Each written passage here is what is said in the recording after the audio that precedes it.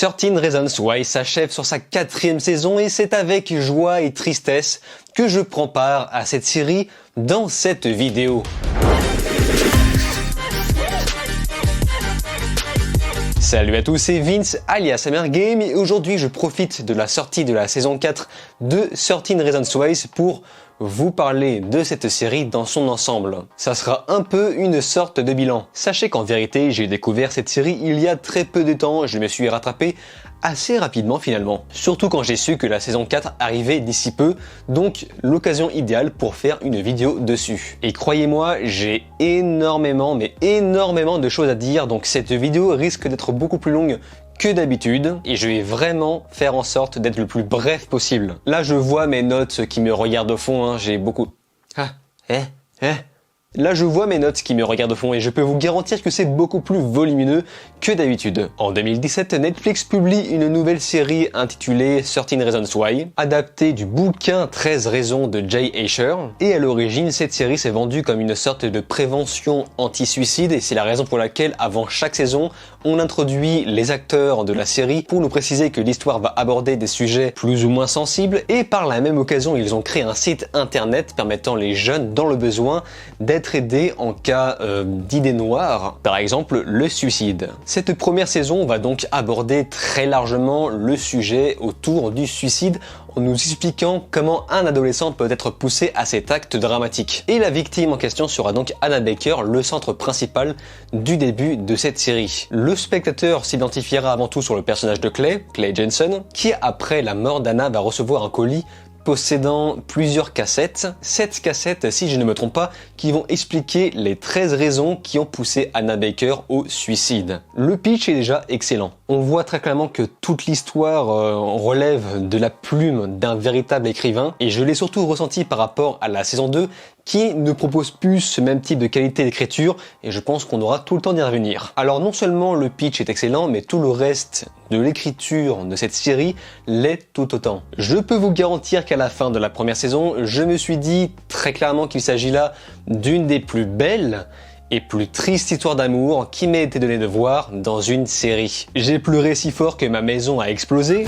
Et sincèrement, la première saison de cette série prend une place très importante parmi toutes les séries que j'ai regardées. Après, on pourrait revenir sur certains trucs comme par exemple la censure du suicide qui, je crois, est apparue l'année dernière. Censure qui a fait beaucoup parler d'elle. Bon, notez que cette série n'a pas été très bien accueillie dans certains pays. D'ailleurs, il me semble même que certaines nationalités ont refusé d'intégrer cette série dans la plateforme Netflix, sous prétexte que, au contraire, la série n'apporte pas d'aide aux jeunes de prévention anti-suicide et que ça inciterait même les gens à trouver ça plutôt cool. Et vous pouvez être en désaccord, mais je peux comprendre un peu cette réflexion. Cette première saison peut te faire comprendre que se donner la mort peut apporter une attention assez démesurée. Une attention à laquelle on n'aurait jamais eu le droit de son vivant. Mais c'est justement là tout le propos de la série. Et j'ai vu des gens réagir sur le fait que censurer une scène comme ça, alors qu'à côté on te sort des seaux, des hostels avec une violence absolument inouïe et démesurée, totalement incomparable. Et ce à quoi je réponds que c'est deux choses bien différentes. Si on prend l'exemple des derniers films Saw, les films sont gore à un niveau extrêmement caricatural et c'est là vraiment juste pour divertir, pour amuser la foule. Autrefois on brûlait des sorcières pour divertir le peuple, aujourd'hui on divertit le peuple juste avec des films sanglants de manière exagérée. Seulement 13 Reasons Why n'est pas Saw. 13 Reasons Why est une histoire réaliste qui peut se reproduire très bien dans la vie de tous les jours. Et le fait de montrer une scène aussi choquante de manière frontale de cette manière, eh bien écoutez, croyez-le ou non, même s'il y a des acteurs derrière, même s'il y a une équipe technique et des scénaristes aux commandes de tout ça, c'est réaliste. Et oui, du coup, j'ai été voir la scène puisque j'ai découvert la série version censurée et je peux vous garantir que je me suis senti vraiment très mal, surtout étant énormément attaché au personnage de Hannah Baker. Je me suis senti si mal que j'ai eu mal à l'œsophage. Alors je ne sais pas pourquoi, mais j'ai mal à l'œsophage quand je vois une scène comme ça. Et c'est un sentiment que je n'ai absolument jamais ressenti de toute ma vie devant n'importe quel film sanglant, abusé, tel les Saw, tel les Hostels, tout simplement parce que le degré est complètement différent. Donc d'un côté, je peux comprendre le fait de censurer ce passage, mais d'un autre, je pense vraiment que j'aurais été marqué différemment si j'avais vu ce passage non censuré la première fois que je découvre cette série. Et ce qui est sûr, c'est que 13 Reasons Why serait devenu un incontournable totalement gravé dans ma mémoire si j'avais découvert tel quel. Ça, c'est indéniable, mais après, c'est à débattre. Mais la vraie question qu'on pourrait se poser est pourquoi on se permet de censurer des scènes aussi simples, même si c'est choquant, telle Anna qui se donne la mort, mais à côté, on se permet de te montrer des passages d'une violence démesurée avec Tyler dans les toilettes. Donc pour ceux qui ont vu la série, je vous passe les détails, et pour ceux qui l'ont pas vu d'une manière ou d'une autre, je vous recommande la série. Car oui, j'ai oublié de préciser, mais je vais spoiler le moins possible. Je pense vraiment que cette série mérite d'être vue, enfin en tout cas la première saison, et c'est la raison pour laquelle je vais éviter de trop en dire. De plus, la première saison propose un jeu de mise en scène, une réalisation vraiment parfaite, avec une utilisation d'étalonnage intelligente, le fait que les personnages du présent soient désaturés et ceux du passé beaucoup plus saturés, ce qui permet de nous présenter des transitions intelligentes de manière à nous faire comprendre plus facilement à quelle époque on se situe. Par exemple, un effet de mise en scène est le pansement, le fameux pansement sur le front de Clay, le pansement qui permet de nous faire comprendre que tout se déroule dans le présent. S'il y a un truc que je peux reprocher sur la première saison, c'est peut-être la morale que je trouve parfois un petit peu trop, c'est la faute des autres, la volonté absolue de vouloir trouver un responsable pour les actes d'autres personnes. Ça, c'est vraiment quelque chose dont j'ai énormément de mal à m'y faire, mais heureusement que les autres saisons, notamment la saison 3, va réaborder cette morale pour en déboucher sur une nouvelle plus intéressante. Mais on va y revenir. Malheureusement, cette qualité d'écriture ne s'est pas retrouvée à mes yeux dans sa suite. La saison 2 est ce que j'appelle la saison des ruminations. Elle va passer son temps à ressasser le passé, à revenir sur des éléments qu'on connaissait déjà. Mais ce qui me dérange le plus, c'est le fait d'avoir eu l'idée même de créer une suite, qui pourtant aurait pu très bien se résumer sur un seul épisode à la fin de la première saison. Car oui, je me suis un petit peu renseigné sur le sujet et n'hésitez surtout pas à me reprendre si je me trompe, car je n'ai pas lu le livre, mais il me semble que la première saison n'adapte que le livre 13 raisons et l'auteur n'a jamais songé à écrire de suite. Il me semble que chaque chapitre est dispatché de la même manière que la saison avec ses épisodes. Chaque chapitre représente une facette d'une cassette en particulier. Et la saison 2, quant à elle, adopte une position de série beaucoup plus classique. Mais ce n'est pas le problème principal. Après, je peux comprendre que quand on est Netflix et qu'on veut vendre, quand on veut faire tourner un commerce, on se doit de faire des suites, plusieurs saisons sur une série qui aurait très bien pu se résumer à une seule saison. Ce que je reproche en plus grande partie dans ce nouveau volet est le simple fait d'avoir démystifié le personnage d'Anna Baker. On démystifie des moments marquants et choquants de la première saison. Par exemple, toute la saison va dispatcher des flashbacks importants avant le commencement de la série. On verra Anna prendre les devants et intimider directement Marcus, qui, je le rappelle, a été un facteur important dans le suicide d'Anna Baker, puisqu'il fait partie des gens qui l'ont harcelé, ridiculisé, humilié. Mais quand tu vois Anna, une fille à la base persécutée, prendre les devants et se défendre contre Marcus, passer de très bonnes soirées entre amis, se rafistoler avec Jack et créer carrément une relation cachée avec lui, et tu vas me faire croire qu'après tout ça, elle se donne la mort. Alors que la première saison était extrêmement claire. Anna Baker s'était donné la mort car tout le monde l'avait abandonnée. Alors je vois déjà les gens me dire « Ah mais ça spoil !» Le fait que Anna Baker se suicide fait partie du topo de base. C'est le tout premier épisode, c'est l'introduction du premier épisode, c'est le pitch que vous allez voir sur Allociné, sur l'arrière du bouquin, donc non, ce n'est pas un spoil. Le vrai spoil serait de décrire les vraies raisons cachées sur les cassettes, ce qui a poussé Anna à commettre cet acte. Et les raisons sont toutes différentes les unes entre elles. C'est bon, mon honneur est sauve. Donc les suites, notamment la saison 2, sont pour moi de purs produits Netflix. C'est-à-dire qu'on va donner aux gens ce qu'ils veulent voir. Tout le monde rêvait de voir une relation se développer entre Zach et Anna, je l'avoue, mais ça ne marche pas. Enfin, ça ne marche vraiment pas, les gars. Tout ce mythe autour de Zach dans la première saison, avec les papiers, c'était extrêmement symbolique et le fait de revenir sur ça piétine tout, déconstruit tout ce qui a été posé à la base. Donc le fait de créer une relation intime, voire même très intime, entre Zach et Anna permet de donner aux gens ce qu'ils veulent voir, mais en vérité, si tu veux surprendre le spectateur, il faut justement leur montrer ce qu'ils ne veulent pas voir, ce qui était le cas de la première saison et ce qui est un petit peu le cas de la troisième. Et vu qu'il faut faire 13 épisodes de manière à rester cohérent avec son titre, qui a de moins en moins d'utilité au fur et à mesure des saisons, eh bien on va coller énormément d'ajouts pour étirer l'histoire, la faire rallonger, des ajouts qui sont parfois pas vraiment utiles. On perd du temps avec l'intimité des autres, par exemple l'homosexualité de Courtney. Est-ce que quelqu'un en avait quelque chose à foutre? Vraiment, dans une école qui visiblement a l'air très ouverte sur la question, qu'est-ce qu'on en a à foutre de savoir qu'une personne est complexée sur sa sexualité? Alors que pendant ce temps, t'as un putain de violeur qui se balade tranquillement dans les couloirs du lycée. Sans compter quelques moments qui m'ont vraiment énervé. What I mean is, I like the way you look. I like you. Really? Because your body is kind of saying the opposite. Oh là là là là là là! Un message important aux filles qui regardent cette vidéo, si votre mec a des problèmes d'érection, ce n'est pas parce qu'il ne vous aime pas. Et ce n'est clairement pas en lui jetant des objets dans la figure que vous allez le faire bander. Je ne fais pas non plus l'impasse sur les incohérences, le côté invraisemblable du scénario. À beaucoup de reprises, je me suis vraiment posé la question si la police existait vraiment dans cet univers. On peut voir des espèces d'attentats d'une violence absolument inouïe dans cette école et personne ne porte plainte. Ou même la cohérence générale de l'univers, par exemple, quand Justine revient dans le lycée après avoir disparu et se mettre en spectacle devant tout le monde et tomber dans les pommes, à ce moment-là, je me suis dit, mais il n'y a pas de surveillant? Il n'y a pas de direction dans cette école? Et je pourrais dire la même chose pour la baston générale qui vire carrément à la parodie où tu vois la direction se battre entre elles. Vraiment, ça n'a aucun sens. Et j'ajoute aussi l'espèce de schizophrénie non assumée de Clay. Et j'appuie bien sur le fait que c'est pas assumé car à aucun moment c'est diagnostiqué dans la série, pas même dans la saison 3. Donc certains me diront que oui, mais c'est une façon de représenter ce qui se passe dans la tête de Clay, le fait qu'il pense tout le temps à Anna. Et ça marche pas, puisque à chaque fois qu'il voit Anna, il est surpris comme si elle était réellement devant lui. Donc ne me faites pas croire que tout ceci est une représentation visuelle de ce qui se passe à l'intérieur de sa tête. Sans compter le fait que toutes ces apparitions n'apportent absolument rien à l'histoire. En précisant également que le personnage d'Anna Baker présent dans ses flashbacks, enfin dans ses apparitions, ne correspond pas vraiment à la vraie Anna qu'on a connu dans la première saison. Et le coup fatal, l'espèce de conclusion #MeToo complètement gratis qui sort, mais alors vraiment de nulle part.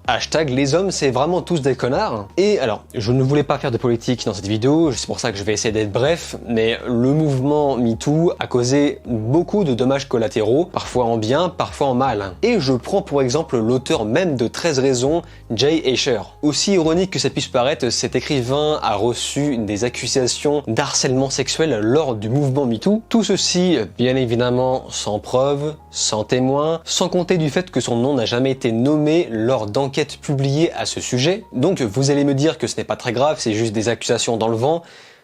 Et non, ça ne l'a pas empêché de perdre son travail, de se faire virer de toutes les maisons d'édition et également se faire renvoyer de Netflix pour la conception de la saison 2. Ce qui, selon moi, explique beaucoup la baisse de qualité qui, je le rappelle, reste subjective. Je trouve ça vraiment dommage de ruiner la vie d'un gars visiblement innocent alors que ce dernier nous a pondu un livre qui dénonçait justement les agressions sexuelles. Et ce, avec une finesse incroyable. Après, je l'ai découvert seulement dans la série et non pas dans le bouquin, et je ne sais pas du tout ce qu'il en est. C'est pourquoi si vous avez lu le livre, n'hésitez pas à me donner votre avis sur ce dernier dans les commentaires. Après, évidemment, concernant la saison 2, tout n'est pas acheté.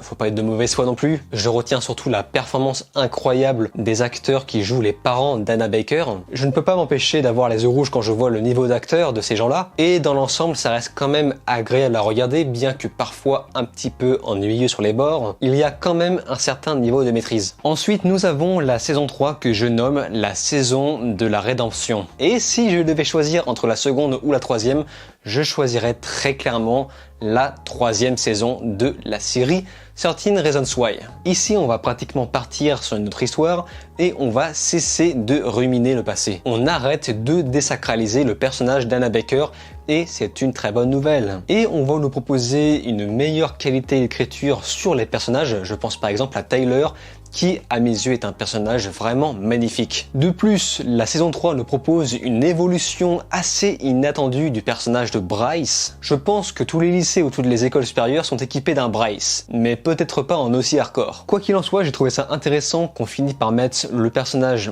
de Bryce Walker dans la peau de la victime. C'est une bonne façon de faire punir ce personnage et de lui apprendre de vraies leçons plus que la simple prison. Et ça va relever une énorme remise en question sur la rédemption rédemption. Si donc la saison du juste milieu est-il nécessaire de haïr une personne jusqu'à la fin de sa vie? Doit-on cesser de vivre à cause de quelqu'un d'autre qui nous a pourri le passé? Et surtout, doit-on accorder le pardon à des gens qui ont commis des crimes, littéralement? Est-ce que cet agresseur en question peut-il changer, apprendre à changer, accepter de vivre autour des gens qui l'insultent par rapport à ce qu'il est? Vraiment, la remise en question de la saison 3 était vraiment inattendue, puisque ça, là pour une fois, la série essaye de montrer aux gens ce que le public ne veut pas forcément voir. Personne ne voulait voir Bryce dans la peau d'une victime réclamer de l'attention et de la pitié des autres. Personne ne voulait voir ça, et pourtant ils l'ont fait.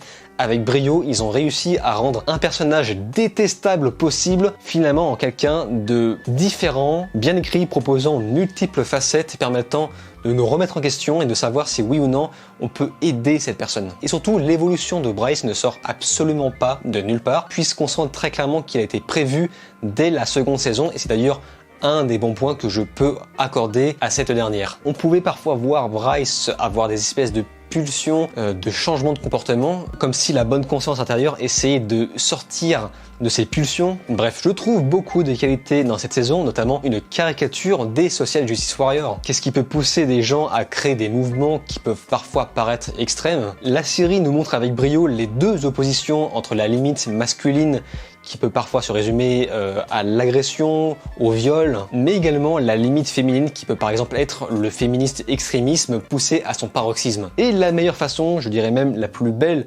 façon de créer un juste milieu par rapport à ces deux oppositions est le fait de créer en même temps une sorte de dénonciation sur les garçons violés. En effet, ces actes dramatiques ne concernent pas toujours les filles, elles concernent également parfois des jeunes garçons. My name is Tyler Down, and I'm a survivor. Et c'est une magnifique façon de nous montrer qu'il ne faut pas se battre dans son côté pour dénoncer une certaine violence. Au lieu par exemple de créer des mouvements féministes, social justice warrior ou tout ce que vous voulez, essayons plutôt de créer un mouvement humanitaire pour se joindre ensemble et se battre contre la même menace. Et ça, c'est magnifique. De plus, la saison 3 va nous proposer les mêmes styles de transition que dans la première saison, le même style d'effet de réal pour nous faire passer du présent au passé avec à peu près le même style de jeu d'étalonnage. Le présent sera beaucoup plus désaturé tandis que le passé, lui, sera plus coloré. Et petit détail intéressant sur le fait que l'interrogatoire d'Annie au début de la série commence littéralement en noir et blanc et au fur et à mesure des épisodes commence à prendre de plus en plus de couleurs au moment où on comprend de plus en plus ce qu'il se passe. L'étalonnage désaturé du passage au présent dans la série va finalement devenir de plus en plus coloré, voire littéralement en couleur à la fin dans le dernier épisode. Une bonne façon de nous montrer que les choses sont revenues plus ou moins à la normale. Et j'appuie bien sur le plus ou moins car beaucoup de gens n'ont pas apprécié le fait qu'on donne une sorte de morale assez malsaine. Beaucoup de gens pensent que la série essaie de banaliser le meurtre. En vérité, non, la série n'essaie pas de banaliser le meurtre, mais plutôt d'introduire une nouvelle saison qui est justement la saison 4. Et si vous avez cette étrange impression que mon look ou ma voix a changé, eh bien c'est normal. C'est tout simplement parce que je tourne ceci le lendemain. Ouais, j'avais vraiment envie de prendre mon temps pour faire cette vidéo et croyez-moi, je suis claqué. Je crois que je n'ai dormi que 2 heures cette nuit. Et c'est marrant parce que cette vidéo devait être à la base une sorte de présentation sans spoil de la saison 4 et au final je me retrouve avec un espèce d'énorme dossier sur la série entière. Donc j'espère ne pas perdre des spectateurs à cause de ça. Et puis bon, on est passionné ou pas? La saison 4 est ce que j'appelle la saison des remords. Cette fois-ci, les showrunners ont décidé de s'éloigner, de quitter un petit peu les précédents formats pour préparer une fin un peu plus différente. Et quand je parle des formats, je parle par exemple de certaines habitudes qui ont été retirées. Par exemple, le générique sera plus court, voire quasiment absent de la série. Et on réduira de 13 épisodes à 10 épisodes pour cette saison 4. Et on va également retirer l'introduction de prévention pour les problèmes d'adolescence, et ce qui est plutôt logique. La série a pris un chemin bien différent de la première saison, et ça serait complètement ridicule de se servir de la 4e saison en guise de prévention de quoi que ce soit, puisque là, ça sert juste de prétexte comme finale pour refermer les sujets de la saison 3. Car oui, la saison 4 sera donc la dernière et fera ressurgir le passé de tous les personnages principaux, notamment grâce à la retrouvaille des armes, le sac d'armes et également le sort cruel laissé à Monty. Clay aura de plus en plus de mal à digérer tous ces événements, raison pour laquelle il va multiplier les cauchemars mêlés à des micro-sommeils, avec un Monty en guise de Freddy Krueger. Et pendant ce temps, Winston, le dernier témoin à prouver l'innocence de Monty, va donc s'intégrer au groupe, n'étant forcément pas du côté des protagonistes. Ou pas, et ça va faire mal. Et pour le coup, cette saison 4 prouve que la troisième ne cherchait pas à banaliser le meurtre comme beaucoup de gens disent. Tous les personnages seront focalisés sur leur propre culpabilité. Et pour boucler la boucle, Clay sera donc le narrateur principal. Il est logique que Clay nous raconte à sa façon la fin de cette histoire. Bon, alors après, je peux reprocher pas mal de choses sur cette saison 4. Là pour le coup, c'est vraiment totalement subjectif, mais personnellement je trouve qu'on a beaucoup trop utilisé le thème de l'homosexualité refoulée, par exemple avec Courtney, ensuite avec Monty et maintenant avec Alex. Le fait qu'on remette encore une fois cette histoire de refoulement avec cette fois-ci le personnage d'Alex me donne vraiment l'impression que la série tourne en rond. Je comprends le fait que chaque saison essaye de dénoncer quelque chose en particulier et forcément vu que la série est beaucoup trop longue par rapport à ce qu'elle proposait, les scénaristes commencent un petit peu à se répéter. Et nous allons introduire un nouveau personnage, Estella, la sœur de Monty. Comme par hasard, hein. Vous l'aurez compris, le scénario fera tout pour remonter à la surface le mensonge de la saison 3. Le fait d'avoir inculpé la mauvaise personne. Et ça, c'est mal.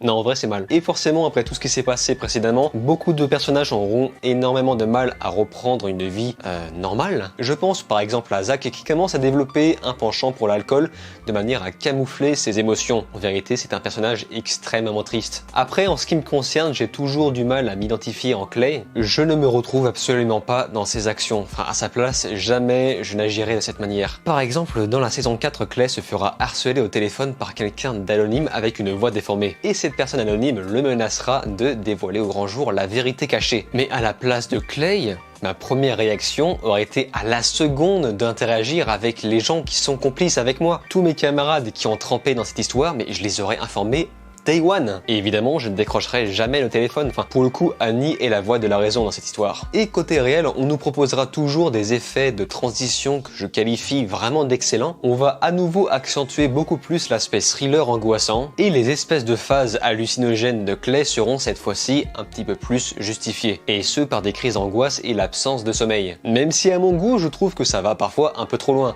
Enfin, je me suis littéralement dit qu'il faut l'interner là. Clay se fera donc suivre par un psy incarné par Gary Sinise. Surpris de voir Gary Sinise jouer dans cette série et surpris de voir à quel point il a pris un terrible coup de vieux. L'image quant à elle proposera toujours une couleur plutôt stable d'entrée de saison et seules les crises d'angoisse de Clay seront symbolisées par une baisse de couleur. Donc toujours un petit jeu d'étalonnage que j'apprécie beaucoup. Et je me rends compte que je n'ai pas parlé de la musique et ce pour les raisons suivantes, celle-ci est très bien travaillée. Ce n'est pratiquement que des thèmes d'ambiance, parfois angoissants, parfois envoûtants. Ça colle totalement au style de la série qui parfois essaye de surfer sur le thriller ou même sur la vague de la psychologie de certains personnages. Cette musique est très agréable à écouter et je pense que je la réécouterai dans mon coin. Même si certains diront que cette saison 4 sera une fois de plus en trop, cela n'empêche qu'elle a toujours quelque chose à raconter. Et surtout pour un final. Cette fin va donc refermer les sujets ouverts précédemment. Mais malheureusement, à mes yeux, rien n'égalera la première saison. Certes, la saison 4 saura divertir le spectateur comme il se doit,